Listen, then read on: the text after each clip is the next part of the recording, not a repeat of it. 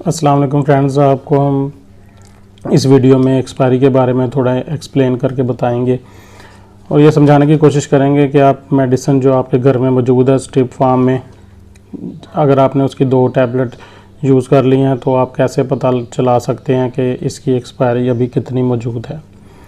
तो हमारे पास कोई कस्टमर आते हैं स्ट्रिप फार्म में टैबलेट लेकर, लेकिन वो इस तरह से करते हैं कि ये एक्सपायरी मेंशन है, इस पर हर जो स्ट्रिप है उस पर एक्सपायरी मेंशन होती है।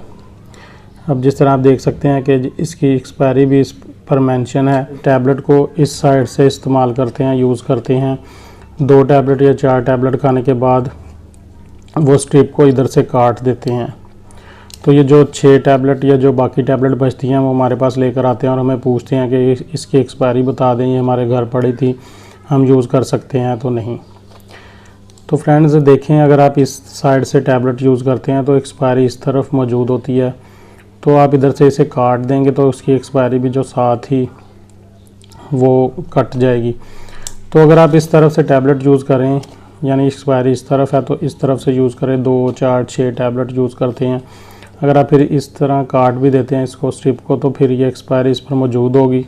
इसलिए एहतियात करें कि जो मेडिसिन है हमेशा इस साइड से खाएं और ये जो साइड है इसको अपने पास संभाल कर रखें।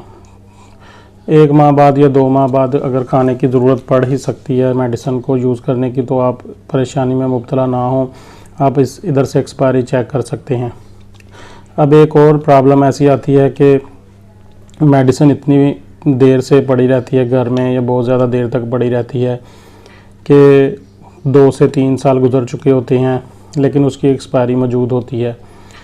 तो हमारा तो मशवरा आपको यही है, अगर इतनी मेडिसिन जो है पुरानी आपके घर में पड़ी है तो उसे यूज़ ना, अगर आपको ये मालूम है कि हमने बहुत एहतियात से मेडिसिन रखी हुई है तो फिर आप उसे उसकी एक्सपायरी से पहले तक यूज़ कर सकते हैं, लेकिन उसका हल यही है कि आप उसकी एक्सपायरी को महफूज रखें।